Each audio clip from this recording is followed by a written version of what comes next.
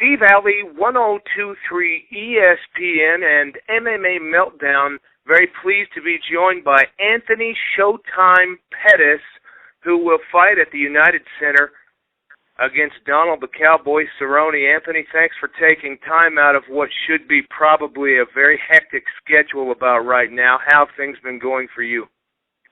It's been going good, man. The UFC is keeping me busy. Everything with the Fox deal is, crazy, amazing, and it's an honor to be where I'm at. I'm sure you're glad to be back after what we have read and many have documented, a pretty tough 2012 for you with injuries and other things. Everything good as far as the body and physical condition now? Yeah, I gave my body the right amount of time off. The shoulder's feeling great. It's not going to be a factor in the fight. And, I busted my butt for this camp, so I'm ready to go. What a wonderful matchup between you and Donald Cowboy Cerrone. You got the Cowboy versus Showtime, and what many, and certainly myself, would consider what could be one of the great stand-up battles that we may ever see in the lightweight division. Could you give us your thoughts on that? I know you've probably been asked many, many times what your game plan is. I won't ask you about that, but I will ask, how do you feel about fighting a fighter that is much like yourself, that really likes the stand-up battle? Man, I hope he comes and brings it. I plan on standing and banging, but if he doesn't shoot on me or try to double leg me, then everybody gets the fight they want to see. But if not, then you got to adapt and be ready for anything. I respect very much the fact that you've done a lot of things quickly in your career, and you train with Duke Roufus, who is another phenomenal stand-up instructor, teacher, and mentor. And I just recently interviewed another fighter that says, many years ago I had a chance to fight for the title in the UFC, and if certain things went a certain way, then my life would be totally different today. It didn't go my way. And I make reference to you and the fact that you fought against Clay Guida, and that fight didn't go your way, yet you took that fight anyway when you could have sat out and got the winner of that fight and fought for the lightweight title. What has that done to change where you're at today and your thinking, or has it done really anything because you're right here, right now?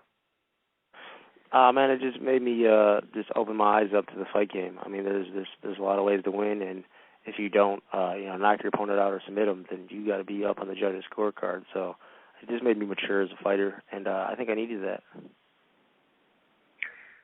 The WEC champion in the lightweight division, and well-documented the Showtime kick and the victory over Benson Henderson.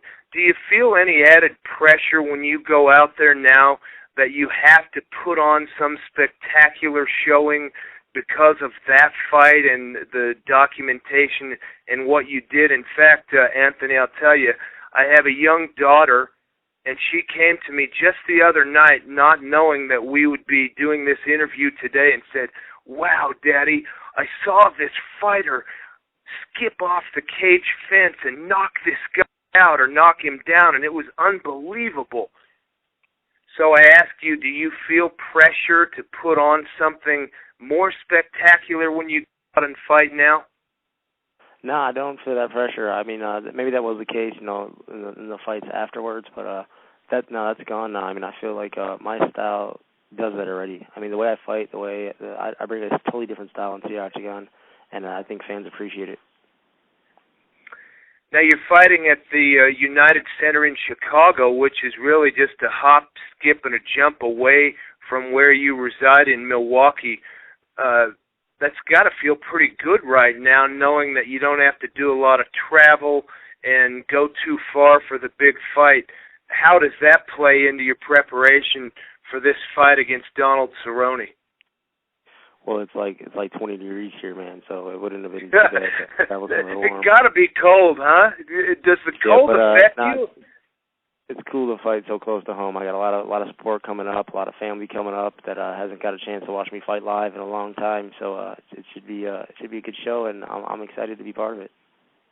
How do you prepare for a guy like Donald Cerrone? You've been off for some time, and then really like jumping right out of the frying pan into the fire with a tough fighter like that, who's seen a few of the same fighters that you have, namely Benson Henderson a couple of times.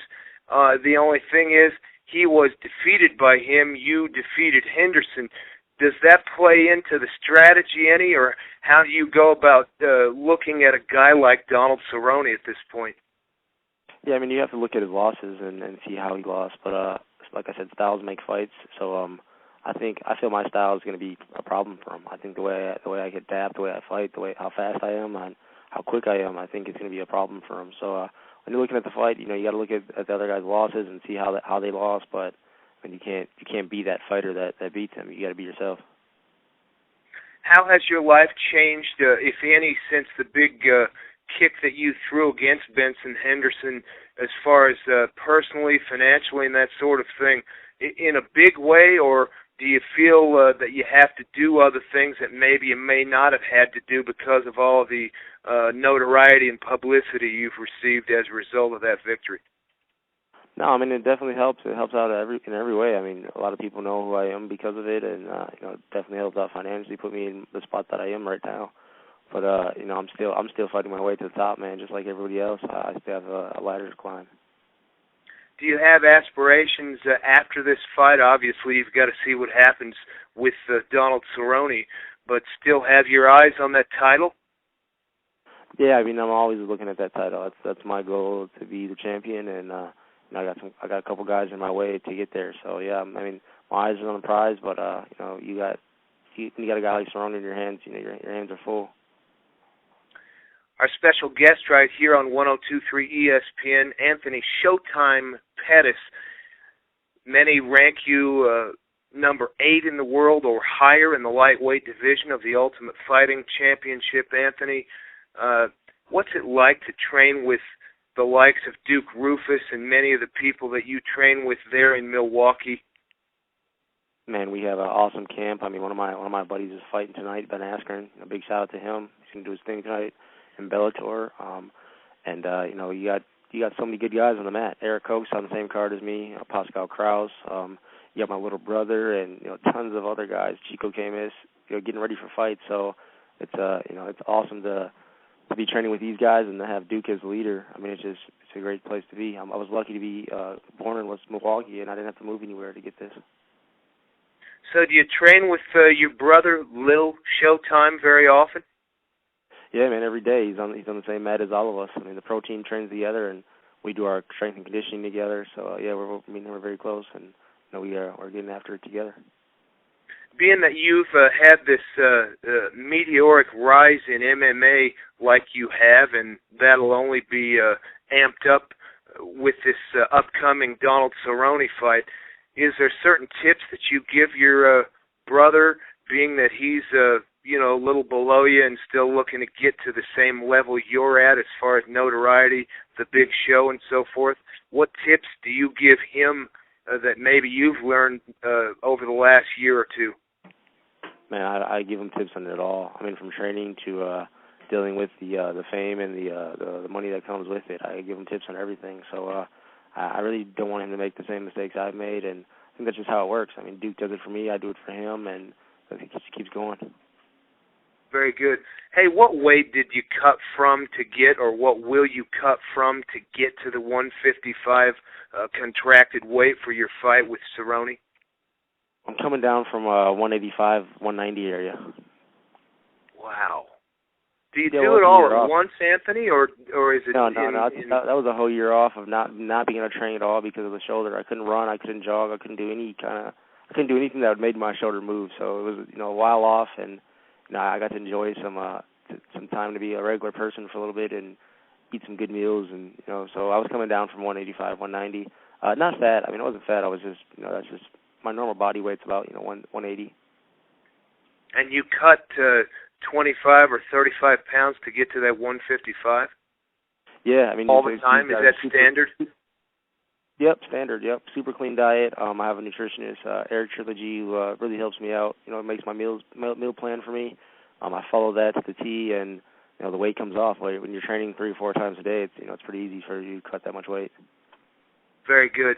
Well, hey, I know that you've got a lot of people in the media that want to talk to you, and it's a pleasure to have you on the broadcast. Many good wishes to you for the future. Really enjoy your fighting and the whole Showtime thing.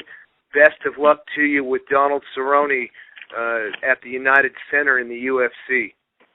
Thank you, man. Appreciate it. Thanks for being on. Take care now. This call has been recorded.